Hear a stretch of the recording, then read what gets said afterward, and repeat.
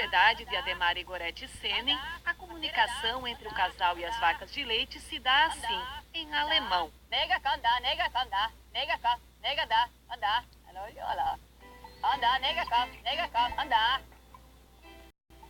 As vacas atendem ao chamado e seguem caminho para a ordenha.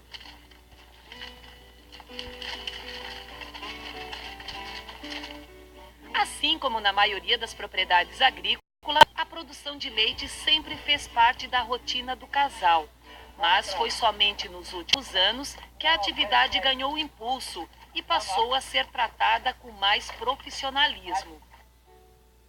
Em 2006, nós visitamos a família Senen para conhecer o dia a dia no campo e as técnicas utilizadas para melhorar a produtividade. Simpático e acolhedor, o casal nos mostrou o que faz para obter boa produção de leite, mas um longo caminho ainda precisava ser percorrido. 5 anos depois, nós retornamos à propriedade e mais uma vez, Ademar e Gorete nos receberam com todo o carinho e nos mostraram as mudanças ocorridas nesse período, que fizeram a atividade leiteira dar um salto em produtividade e qualidade. Em 5 anos, muitas mudanças aconteceram aqui na propriedade. A mais importante delas, a mais visível, está aqui no pasto. Hoje os animais têm à disposição uma variada oferta de pastagens. Para o produtor, isto significa mais leite com menor custo de produção. As pastagens cobrem quase toda a área da propriedade. São 50 piquetes. A cada dia, as 34 vacas, 23 delas em produção, permanecem num piquete. Isto quer dizer que elas têm sempre pasto fresco e rico em nutrientes.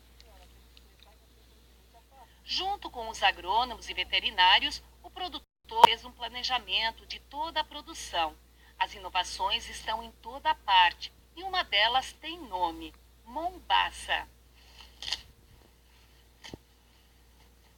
O extensionista da Epagre, Jailson Epping, fala das vantagens deste capim para a alimentação dos animais.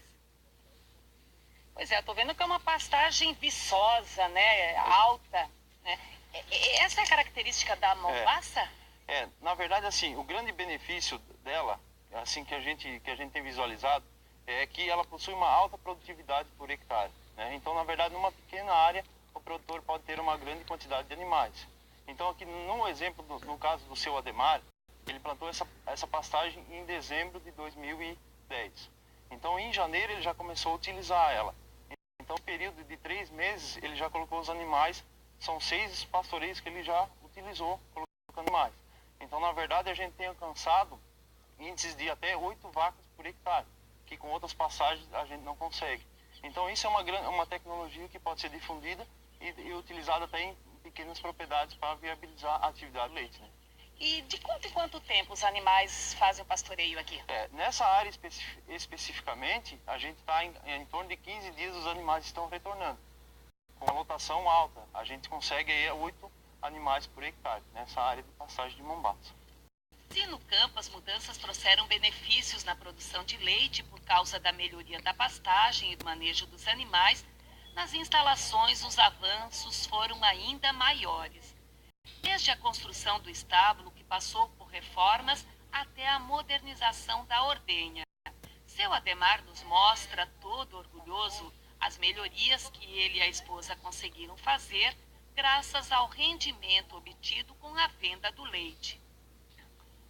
Mudei a estrutura toda, né? Ela estava muito baixinha, né? A gente levantou ela para poder trabalhar melhor embaixo, para ficar melhor arejada, assim, bem mais ventilado. Hoje está bem mais fresquinho, assim. Era dessa altura aqui? Era dessa altura aqui, ó. Tem que se abaixar para não bater quase com a cabeça em cima, né? Então, incomodava hoje, isso? Incomodava. Muitas vezes, ao menos, com levar balaia de trato nas costas, a gente tem que se abaixar, senão nós conseguíamos passar por baixo, né? Aqui no local de ordenha o senhor mudou muita coisa, né, seu Ademar? Mudei, totalmente mesmo, né? Isso era um sonho que eu consegui fazer, mas nunca tinha pensado que eu ia fazer isso, né? Mas sempre consegui fazer essa etapa ali da sala de ordenha, né? Que ficou muito bom. O cuidado com a limpeza das instalações é tanto que por aqui as vacas chegam a lavar as patas para entrar no estábulo. Pode parecer exagero, mas são medidas como esta que acabam refletindo na qualidade do produto final. Aliás, todo o sistema traz muitos benefícios para a saúde dos animais e de quem trabalha com eles. Ela facilita, por exemplo, o manejo dos animais, facilita a sanidade em si dos animais com relação ao controle de doenças, controle de verminoses e, no geral, o leite de uma melhor qualidade é melhor preço, né? E também diminui o custo na utilização de medicamentos, no manejo em si dos animais, porque houve uma sanidade mais aprimorada e, consequentemente, isso repercute no financiamento. Não é só na produtividade dos animais, na sanidade, melhoria da qualidade do leite, que reflete a boa administração da atividade, mas também na diminuição do esforço e na valorização do trabalho do agricultor. Gorete esbanja satisfação, isto porque ela vê que tomaram a decisão certa e hoje podem acreditar num futuro melhor. A gente vê que tem futuro, né? A gente vê que está melhorando as coisas, né? Está facilitando o trabalho, não é mais tão pesado, né? Fica mais fácil assim para lutar, né? Agora com a ordenha ali já melhorou bastante, né? Pois é, na outra reportagem na Altiva, elas estão ainda aqui com vocês? Não, a Altiva não, só a Madonna. Mas ainda tem outras novas agora também, né? Por exemplo, o que tem de novas? Tem a Rebeca, tem a Frida, tem a Garota, tem a Baíta, tem a Fortuna, a Cera, Safira. A propriedade do Sêmen é hoje uma das referências em produção e administração da atividade leiteira na região de Tubarão. Por isso, os técnicos aproveitam um bom exemplo para difundir as tecnologias a outros produtores. E vem gente de todos os lugares, principalmente quando é promovido um dia de campo. Aqui, agricultores, agricultoras e jovens têm a oportunidade de ver de perto as melhorias na alimentação do gado, na sanidade dos animais e os avanços ocorridos na administração da atividade. Hoje a atividade leiteira está sendo vista com outros olhos, né? Antigamente a atividade leiteira era considerada uma atividade meio que marginalizada, assim, o produtor ele tirava pouco leite, era pouco remunerado. Hoje está diferente. Hoje o produtor de leite ele tem orgulho da sua atividade, porque ele consegue ter uma lucratividade maior, ele consegue ter um resultado financeiro positivo no final do mês. Ele não fica devendo, ele fica sempre com o dinheiro sobrando. Isso é a grande maioria das propriedades do leite é assim. É lógico que é um projeto que está plantado há 6 anos, vamos dizer assim, e agora você tem, talvez, em cada município, 2, 3 famílias que já trilharam, abriram a porteira, né? Então, certamente, muitas outras famílias vão se espelhar nisso, né? Eu acho que aí está o trabalho da IPAGRE e outras instituições para promover a possibilidade de entendimento do que está acontecendo e multiplicar isso para a satisfação das famílias e da comunidade. Na verdade, quem ganha aqui, todos estão ganhando. E isso você percebe pela satisfação. Todas essas famílias que estão nesse nível de produção, você visita, você vai ver o nível de satisfação. É porque, na verdade, eles estão felizes com o que eles estão fazendo.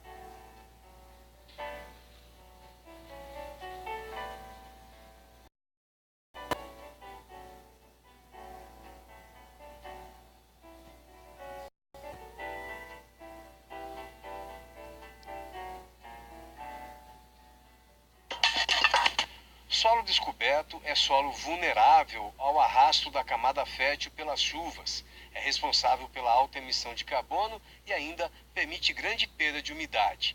A formação de uma boa palhada no sistema de plantio direto é um investimento de médio e longo prazo, que ajuda a reduzir custos e aumentar a produtividade.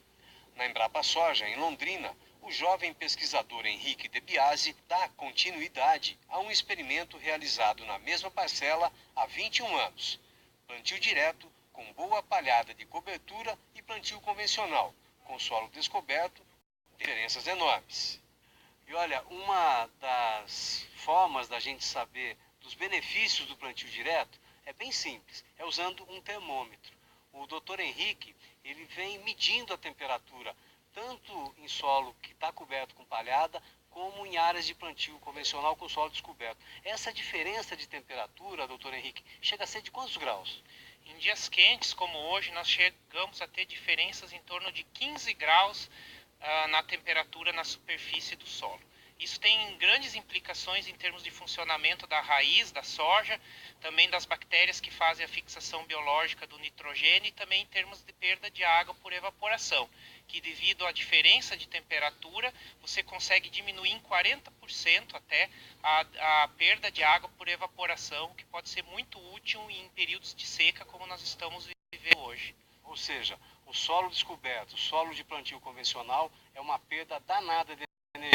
Exatamente, é uma perda de energia e principalmente uma perda de água, que é o recurso mais fundamental na produção agrícola. Andamos mais um pouco para uma nova tomada de temperatura do solo e uma nova constatação. O termômetro registra 46 graus. O Henrique quer dizer que o pesquisador não pode parar de medir, né? Porque cada vez que mede pode aparecer uma surpresa até. Fomos surpreendidos com uma diferença até maior do que em torno de 17 graus de diferença. Então, não tem como comparar como a eficiência com que essas plantas de soja estão trabalhando em relação àquelas que nós vimos anteriormente no plantio direto é muito grande. Aqui, com certeza, ela está perdendo e muito já o seu potencial de produção. No preparo convencional, nós estamos com uma temperatura que é em torno de 12 graus e meio acima da temperatura ambiente. Enquanto que no sistema plantio direto com cobertura de 100% da superfície do solo, estamos com 29,8 graus. Diferença, então, de cerca de 4 a 5 graus menor que a temperatura ambiente. É porque a palhada de boa qualidade é fundamental no sistema de plantio direto. Uma boa palhada é aquela em que você não vê solo exposto, ou seja, aquela que permite uma cobertura de 100% da superfície do solo. Outra característica muito importante de uma boa palhada é a persistência. Ela tem que persistir, cobrir o solo pelo máximo período de tempo possível. Em termos de opções, aí elas são bastante regionalizadas, variam de acordo com a região. Nas regiões mais frias, mais ao sul e de maior altitude, nós temos como boas opções para a produção de palhada, de cobertura de solo, a aveia, o trigo, né, seriam duas ótimas opções. Para regiões um pouco mais quentes, onde entra o milho de segunda safra, como alternativa ao milho de segunda safra, nós teríamos também a aveia, mais na região de transição climática, né? Teríamos também para as regiões mais quentes as forrageiras tropicais, como por exemplo a braquiária. Outra opção para as regiões mais quentes, né, para a produção de cobertura e também para o controle de um problema bastante importante da soja hoje, que são os nematóides, seriam as crotalares, que são leguminosas de verão, mas que também podem ser utilizadas na safrinha. O milheto é uma gramínea bastante conhecida, bastante utilizada pelos sojicultores e que também é uma boa opção para a formação de palhada nas regiões mais quentes. Aqui na Embrapa Soja, os pesquisadores testam várias culturas para avaliar a produção de matéria seca.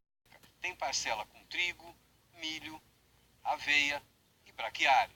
Nesse ano, onde nós tivemos condições favoráveis ao desenvolvimento da braquiária aqui em Londrina, com boas chuvas e boas condições de temperatura, nós conseguimos produzir 12 toneladas de massa seca, cultivando ela em fevereiro e dessecando ela em início de setembro. Ou seja, essa quantidade de massa seca é suficiente não só para a produção de palhada, mas poderia ter sido utilizada para pastejo e produção de carne ou leite, agregando valor de curto prazo, retorno de curto prazo ao sistema, juntamente aos benefícios de médio e longo prazo em termos de melhoria da qualidade do solo e de cobertura.